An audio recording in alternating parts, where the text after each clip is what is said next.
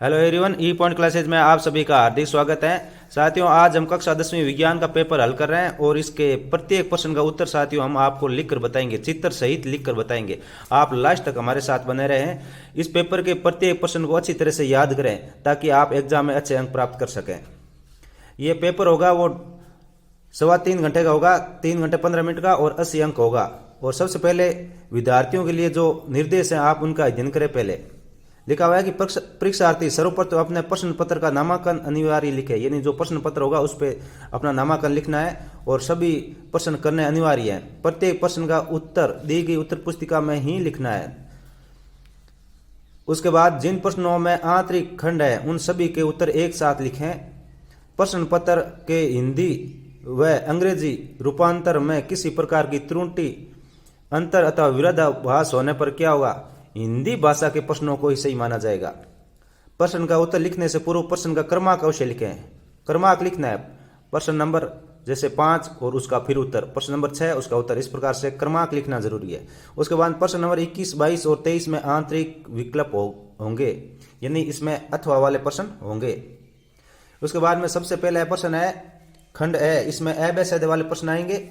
और इसमें पहला प्रश्न है, मानव में फुसफुस यानी फेफड़े किस तंत्र का भाग है? तो ये श्वसन तंत्र का भाग है। अब इसका सेकंड है, निम्न में से कौन सा पादप हार्मोन है? ऑक्सिन ये पादप हार्मोन है। तीसरा, कौन से वैज्ञानिक को आनुवंशिकता का जनक कहते हैं? मेंडल को आनुवंशिकता का जनक कहा जाता है। चौथा, निम्न में से किस रसायन का उपयोग फोटोग्राफी में होता है? तो ये सिल्वर ब्रोमाइड, इसका उपयोग फोटोग्राफी में होता है। पांचवा, प्लास्टर ऑफ पेरिस का रासायनिक सूत्र, इसका होता है CaSO4.12H2O होता है। और इसके बाद में है छठा, निम्न में से उत्कृष्ट गैस कौन सी है? उत्कृष्ट गैस ये हीलियम है। इसके बाद सातवां, किस प्रकाशीय घटना के कारण पानी में रखी छड़ मुड़ी दिखाई देती है? तो ये होता है प्रकाश का अपवर्तन। साथियों, लगातार हम इन प्रश्नों को हल कर रहे हैं। अभी तक चैनल को सब्सक्राइब नहीं किया तो सब्सक्राइब कर दीजिए ताकि जैसे ही हम नए वीडियो इंग्लिश, गणित, संस्कृत, सामाजिक विज्ञान अपलोड करेंगे तो सबसे पहले आप तक पहुंचेंगे। आप लास्ट तक हमारे साथ बने रहें। इसका 8वां है, स्वस्थ नेत्र के किस भाग पर वस्तु का प्रतिबिंब बनता है? तो दृष्टिपटल पर इसका प्रतिबिंब बनता है। 9वां, विद्युत शक्ति का एसआई मात्रक, विद्युत शक्ति का एसआई मात्रक एम्पियर। नेक्स्ट, निम्न में से कौन सी नवीनीकरण संसाधन है? नवीनीकरण संसाधन कौन सा है? ये सौर ऊर्जा, ये नवीनीकरण संसाधन है। नवीनीकरण यानी जो कभी समाप्त नहीं होने वाले। और ये पेट्रोलियम, कोयला और ये प्राकृतिक गैस है, ये समाप्त होने वाले हैं। इसका 11वां है, पौधे कहलाते हैं, पौधे उत्पादक कहलाते हैं। उसके बाद इसका 12वां, कुहल कौन से प्रदेश की नहर सिंचाई प्रणाली है? ये हिमाचल प्रदेश की है। उसके बाद में आता है रिक्त स्थान, रिक्त स्थान की पूर्ति कीजिए। कार्बन की संयोजकता, कार्बन की संयोजकता 4 होती है। इसका सेकंड है, परमाणु के किसी कोष में इलेक्ट्रॉन की अधिकतम संख्या ज्ञात करने का सूत्र। अधिकतम संख्या ज्ञात करने का सूत्र है 2n⁻², यानी 2n², जहां n क्या है? n कोषों की संख्या है, n कोषों की संख्या है। नेक्स्ट है, दो तंत्रिका कोशिका के मध्य खाली स्थान को क्या कहते हैं? दो तंत्रिका के मध्य जो खाली स्थान होता है उसको स्नेप्स बोलते हैं, स्नेप्स। नेक्स्ट है, ए व बी के नाम लिखो। जो ये अभिक्रिया दे रखी है, ये प्रकाश संश्लेषण की अभिक्रिया है, तो इसमें ए क्या है और बी क्या है? तो जो ए है ये है क्लोरोफिल,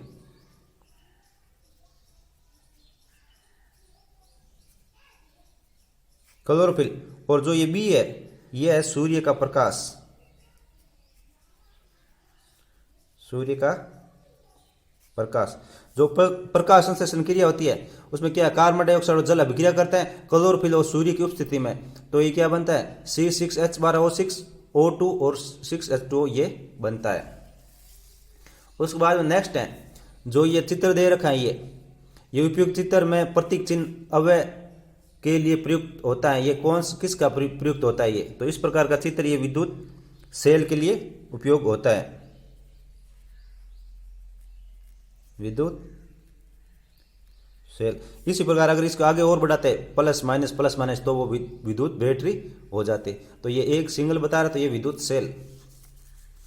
इसके बाद में छठा, विद्युत जनितर यांत्रिक ऊर्जा को विद्युत ऊर्जा में बदलता है, यांत्रिक ऊर्जा को विद्युत ऊर्जा में बदलता है। उसके बाद में अति लघुतरात्मक प्रश्न है,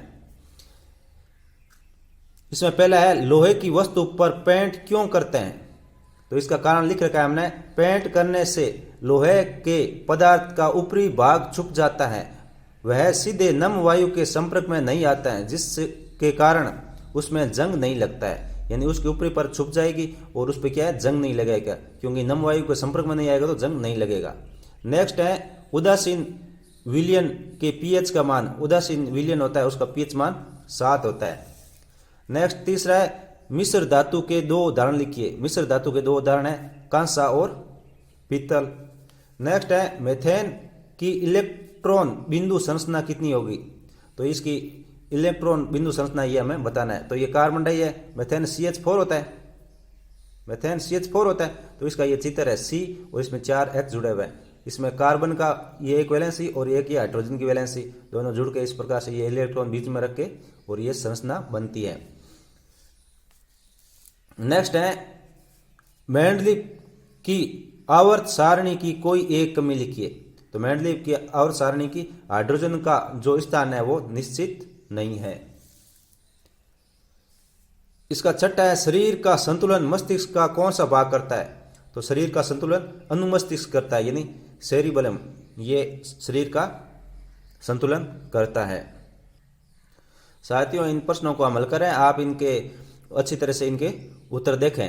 हमने यहाँ साथ ही लिख रखे हैं ताकि आपको इनके प्रश्न के उत्तर ढूंढने में अतिरिक्त समय न गंवाना पड़े और आप समय पे इस पेपर को अच्छी तरह से याद कर सकें।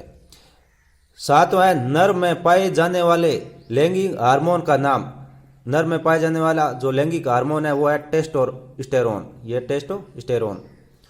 नेक्स्ट है विद्युत परिपथ में वोल्ट मीटर का कार्य बताइए, वोल्ट मीटर विद्युत परिपथ में किन्हीं 2 बिंदुओं के बीच विभवांतर नापने के लिए प्रयोग में लाया जाता है।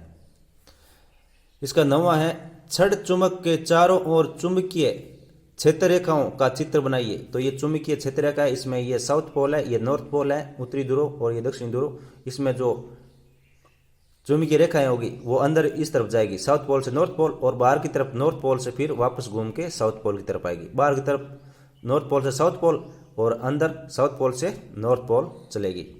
10वां जीवाश्म ईंधन के 2 उदाहरण, कोयला और पेट्रोलियम जीवाश्म ईंधन के 2 उदाहरण है। साथियों जिस प्रकार से हम लिख रहे हैं आप उसी प्रकार एग्जाम में लिखें, आपके अच्छे अंक प्राप्त होंगे, बिल्कुल भी कटेंगे नहीं, जितने आप प्रश्न है पूरे मिलेंगे। नेक्स्ट है ओजोन परत का लाभ लिखो, यह सूर्य की उच्च आवृत्ति की पराबैंगनी किरणों को अवशोषित करके पृथ्वी पर जीवों की रक्षा करती है, तो इसका एक लाभ है, तो ये एक लाभ लिख सकते हो। इस प्रकार इसके अन्य लाभ भी है, लेकिन अपने एक लाभ का कहा है तो एक लाभ ही लिखना है। नेक्स्ट है फ्लेमिंग के वामहस्त नियम में अंगूठा किसकी दिशा को दर्शाता है, फ्लेमिंग का जो वामहस्त नियम है उसमें अंगूठा है वो बल यानी गति की दिशा दर्शाता है, बल की दिशा दर्शाता है।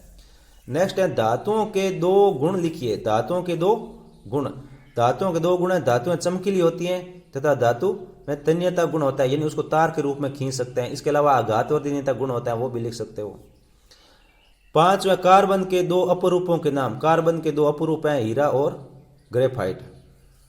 नेक्स्ट मिसेल की संरचना बनाइए, मिसेल, तो मिसेल में ये संरचना है, इसमें क्या है बीच में ये तेल की बूंद है, उस पर क्या है मिसेल होगा, तो ये मिसेल का आगे का भाग है, तो ये जलरागी सिरा यानी ये जल के साथ घुलता है और ये जो है गंदगी के साथ चिपकता है, यानी तेल की बूंद के साथ चिपकेगा, तो इसमें क्या है कि जो मेल होगा वो इसके साथ में चिपक के बाहर आ जाता है।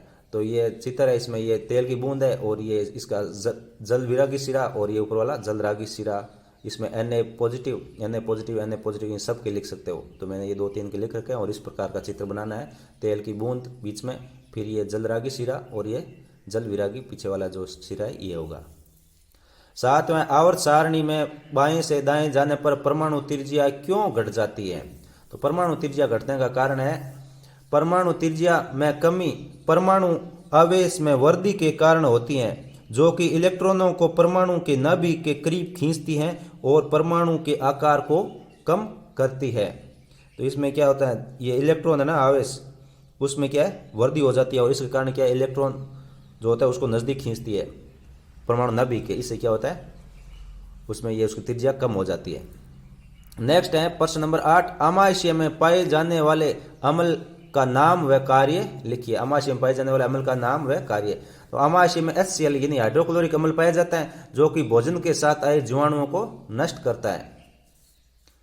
प्रश्न नंबर 9 है, प्लेसेंटा किसे कहते हैं, इसका कार्य बताओ। यानी प्लेसेंटा का क्या कार्य है वो आपको बताना है। तो प्लेसेंटा क्या होता है? प्लेसेंटा गर्भस्थ शिशु को माता के शरीर से जोड़ने वाले नाल को प्लेसेंटा कहते हैं। यानी प्लेसेंटा या इसका दूसरा नाम अपरा भी है। तो गर्भस्थ शिशु होता है, उसका जो शरीर है उसको माता के शरीर से जोड़ने में जो योग करने वाली जो नली है उसको क्या बोलते हैं? प्लेसेंटा या अपरा बोलते हैं। इसका कार्य क्या होता है? मादा के शरीर के रक्त को शिशु के शरीर में पहुंचाता है, जिससे शिशु को पोषण, श्वसन आदि क्रियाएं संपन्न होती हैं।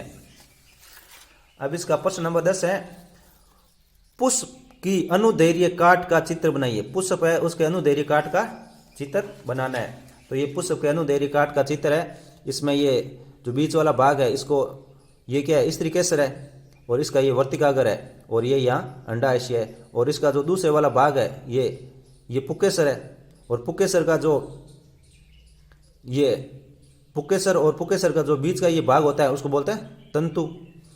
और इसके अलावा ये पंखुड़िया है और इसके अलावा जो नीचे का जो ये भाग इसे बाह्य दल बोलते हैं। जो पंखुड़ी के नीचे की तरफ हरा रहा होता है उसको बाह्य दल बोलते हैं। और ये पंखुड़ी और ये पुक्केसर और ये स्त्रीकेसर और स्त्रीकेसर ये वर्तिकाग्र और ये अंडाशय। इस प्रकार से चित्र बनाने आपके पूरे अंक मिलेंगे।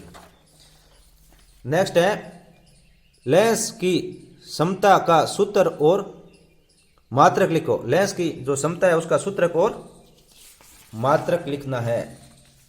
तो लेंस की समता का जो सूत्र है वो है P = 1/f, जहाँ f क्या है फोकस दूरी है और मात्रक इसका डायोप्टर, इस जिसे d से दर्शाते हैं। नेक्स्ट है, किसी चालक का प्रतिरोध किन किन कारकों पर निर्भर करता है? कोई 2 कारण बताने तो अपने सारे बता देते हैं। इसमें तार की लंबाई पर, अनुप्रस्थ क्षेत्रफल पर, तार की प्रकृति पर और ताप पर निर्भर करता है। नेक्स्ट है, विद्युत परिपथ तथा साथियों में सामान्य उपयोग होने वाले 2 सुरक्षा उपाय। 2 सुरक्षा उपाय बताने।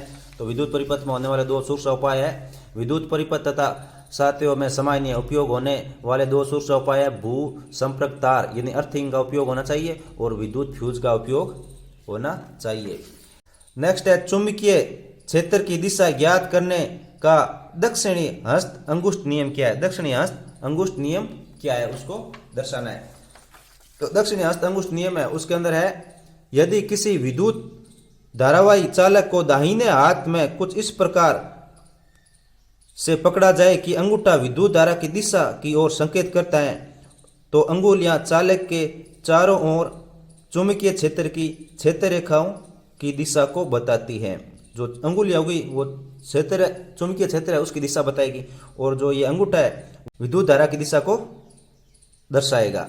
जैसे ये इसमें हमने ऐसे पकड़ते हैं तो ये विद्युत धारा की दिशा ये इस तरह है, तो ये अंगूठा विद्युत धारा इस तरफ जाएगी तो जो चुंबकीय क्षेत्र है वो इस तरफ बनेगा। ये जैसे अंगुली मुड़ी है ना इस तरफ, ये ऐसे बनेगा। नेक्स्ट है क्वेश्चन नंबर 15, दिए गए परिपथ में बिंदु ए व ई के मध्य तुल्य प्रतिरोध बताइए। तुल्य प्रतिरोध बताना है। तो पहले ये क्या है, ये श्रेणी में जुड़े हुए हैं, लगातार 7 एक साथ जुड़े हुए हैं, तो ये 1 ओम और ये 1 ओम कितने हो जाएंगे? 2 ओम हो जाएंगे। और इस प्रकार से ये 1 ओम और ये 1 ओम, ये 2 ओम हो जाएंगे। ये सीधे एक श्रेणी क्रम में जुड़ा हुआ है। फिर क्या समांतर क्रम में हो गए, ये 2 ओम इसके समांतर में ये, तो समांतर के लिए अपन क्या लिख सकते हैं, 1/2 और उल्टा ऐसे करके बट्टा में करके जोड़ते हैं तो हर एक जैसा है और ऊपर वाले जुड़ जाएंगे, 1 और 1 2, और नीचे ये 2 है, जब 2 में 2 का भाग देंगे तो 1 ओम आ जाएगा। नेक्स्ट है 16, ऊर्जा के नवीकरणीय स्रोत और अनवीकरणीय स्रोत के बारे में बताना है। तो ऊर्जा के जो नवीनीकरणीय स्रोत होते हैं वो कभी खत्म नहीं होते हैं, यानी ऊर्जा के नवीकरणीय स्रोत, ऊर्जा के कभी खत्म नहीं होने वाले स्रोतों को नवीकरणीय ऊर्जा के स्रोत कहते हैं, जैसे पानी, हवा। और ऊर्जा के अनवीकरणीय स्रोत, ऊर्जा के स्रोत जो सीमित मात्रा में ही उपलब्ध हैं तथा लगातार उपयोग से समाप्त हो सकते हैं, जैसे कोयला, पेट्रोलियम, ये होते हैं ऊर्जा के अनवीकरणीय स्रोत। नेक्स्ट है वसा युक्त खाद्य पदार्थों को विकृत गंधीता से बचाने का एक उपाय लिखो। विकृत गंधीता से बचाने का एक उपाय लिखना है, और इसके साथ में दूसरे क्या पूछ रखा है, CuO+H2, और इसको Cu+H2O में किस पदार्थ का अपचयन और उपचयन होता है, ये दोनों बताना है। तो इसमें पहले वसा युक्त खाद्य पदार्थों को विकृत गंधीता से बचाने के लिए प्रतिऑक्सीकारक पदार्थों का उपयोग किया जाता है, यानी वसा वो जो पदार्थ हैं उसको विकृत गंधीता यानी खराब होने से बचाने के लिए क्या है, प्रतिऑक्सीकारक पदार्थों का उपयोग किया जाता है, जैसे नाइट्रोजन का उपयोग किया जाता है। चिप्स के पैकेट होता है उसमें नाइट्रोजन भरी जाती है। इसी प्रकार ये इसका सेकंड था CuO, इसको साथ हमने जब हाइड्रोजन की रिएक्शन करवाई तो Cu+H2O बना, तो इसमें अपचयित क्या हुआ, तो इसमें क्या ऑक्सीजन की कमी होगी, ऑक्सीजन की कमी यानी अपचयन हो गया, यानी इसमें से क्या यहाँ पे आए तो ऑक्सीजन निकल गई, और इसमें क्या ऑक्सीजन की वृद्धि होगी तो ये उपचयित हो गया, क्योंकि यहाँ पे केवल H2 था, यहाँ ऑक्सीजन जुड़ गया तो ये उपचयित हो जाएगा। क्वेश्चन नंबर 18, मानव में अग्नाशय ग्रंथि से निकलने वाले हार्मोन का नाम तथा कार्य लिखो। इसकी कमी से होने वाले रोग का नाम लिखना है। जो अग्नाशय ग्रंथि है, जो स्रावित हार्मोन है वो इंसुलिन है, और इसका कार्य ग्लूकोज उपापचय का नियंत्रण करता है, कोशिकाओं में ग्लूकोज उपयोग बढ़ाकर ग्लूकोज की मात्रा को कम करता है, और इसकी कमी से होने वाला रोग है, इसकी कमी से मधुमेह रोग हो जाता है। नेक्स्ट है मानव में लिंग निर्धारण को समझाना है और उसका हर एक चित्र भी बताना है। तो मानव में जो लिंग निर्धारण है उसका हर एक चित्र, यह सबसे पहले यह है कि मानव में लिंग निर्धारण कैसे होता है।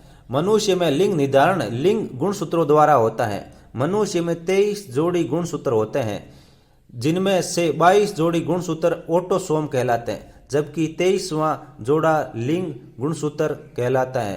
पुरुषों में 23वें जोड़े के गुणसूत्रों में एक गुणसूत्र X गुणसूत्र व एक गुणसूत्र Y गुणसूत्र होता है। मादा में केवल एक ही युग्मक अंडाणु का निर्माण होता है जिसमें X गुणसूत्र स्थित होता है, यानी मादा में केवल X और X होता है और मनुष्य में पुरुष में X और Y होता है।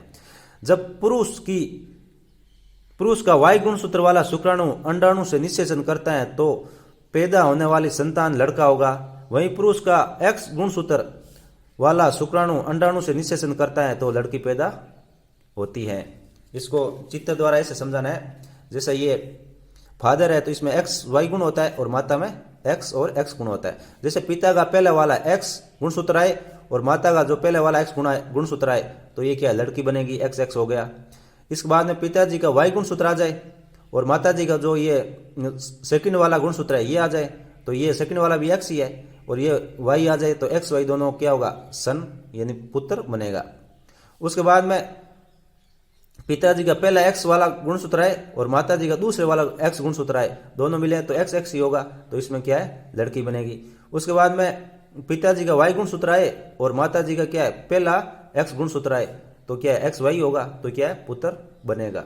यानी माता में दोनों XX गुणसूत्र होता है और पिताजी में XY। अगर पिताजी का Y वाला गुणसूत्र आएगा तो लड़का होगा और पिताजी का X वाला गुणसूत्र आए तो लड़की होगी। तो इसमें 4 कंडीशन है, क्योंकि इसमें ये दो के जोड़ा है, तो एक बार ये पहले वाला, ये पहले वाला, फिर पहले वाला और इसका दूसरे वाला, फिर इसका पहले वाला और इसका नहीं, इसका दूसरे वाला और इसका पहले वाला, फिर इसका दूसरे वाला और इसका दूसरे वाला, ऐसे मिलेंगे तो ये 4 स्थितियां बनती हैं। अब प्रश्न नंबर 20 है, दीर्घ दृष्टि दोष के निवारण के लिए कौन सा लेंस काम में आता है? तो ये उत्तर लेंस काम में आता है। और इसका सेकंड है, सूर्योदय व सूर्यास्त के समय सूर्य का रंग लाल क्यों दिखाई देता है?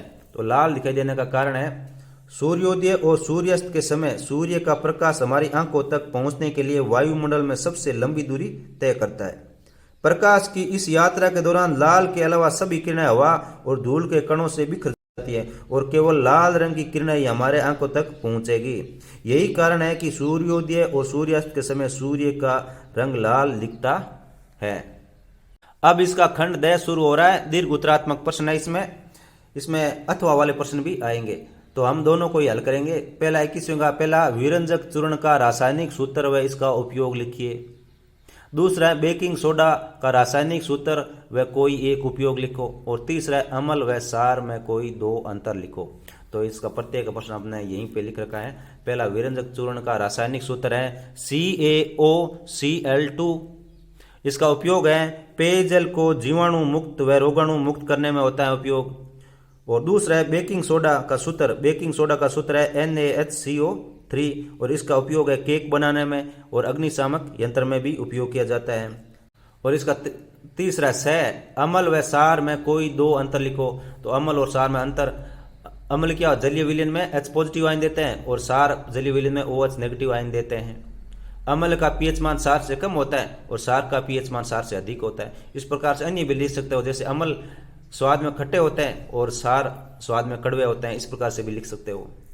अब इसके अथवा वाला है, इसमें अथवा वाला में पहले वाला तो है मैच करना, एक दूसरे से मिलाना। तो सिरका होता है उसमें एसिटिक अम्ल होता है, दही होता है उसमें लैक्टिक अम्ल होता है, नींबू होता है उसमें सिट्रिक अम्ल होता है और टमाटर होता है उसमें ऑक्जेलिक अम्ल होता है।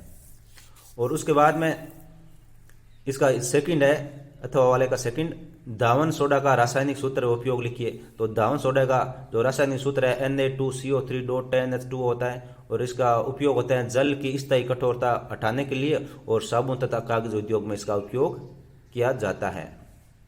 अब प्रश्न नंबर 22 आता है, मानव में उत्सर्जन किसे कहते हैं? यानी मानव में उत्सर्जन होता है वो किसे क्या होता है तथा मानव उत्सर्जन तंत्र का नामांकित चित्र बनाना है।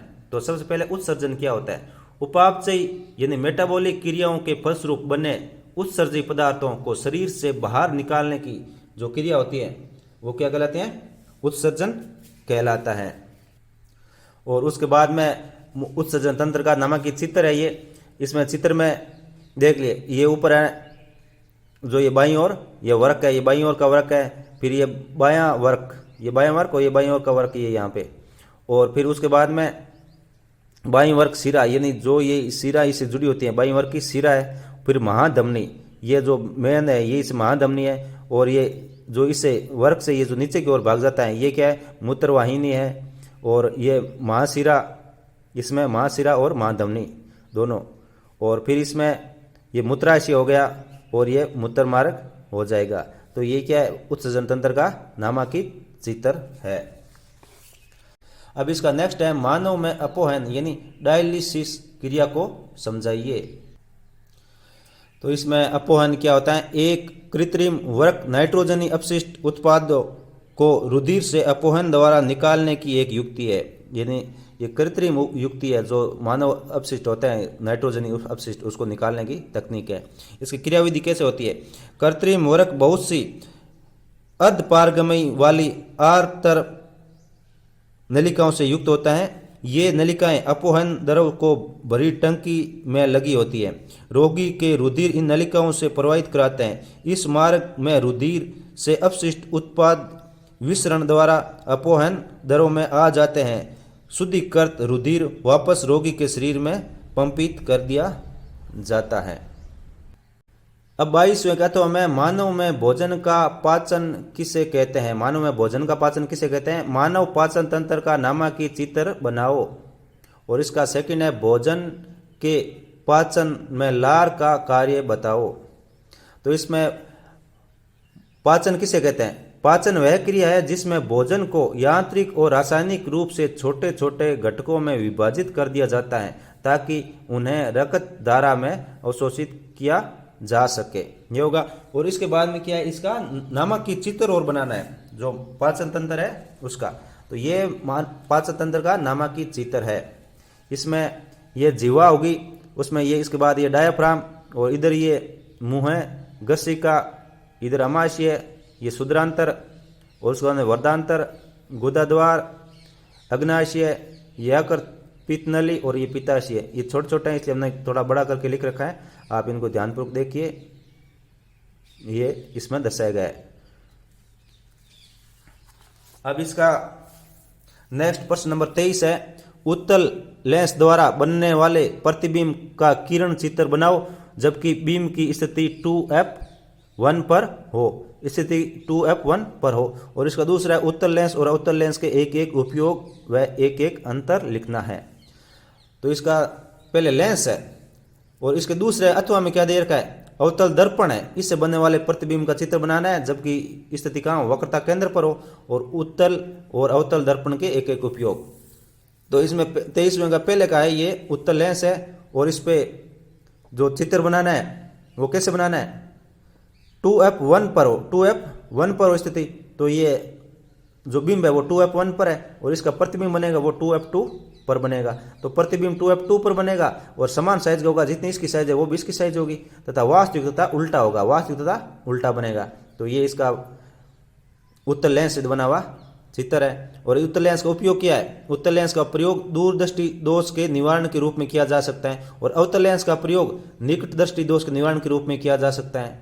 अब दोनों में अंतर, उत्तल लेंस में प्रतिबिंब उल्टा बनता है और अवतल लेंस में प्रतिबिंब है वो सीधा बनता है, ये दोनों में अंतर है। और इसका दूसरा है अथवा वाला है, अवतल दर्पण है, अवतल दर्पण का जो चित्र बनाना है और अवतल दर्पण में एक एक उपयोग लिखना है।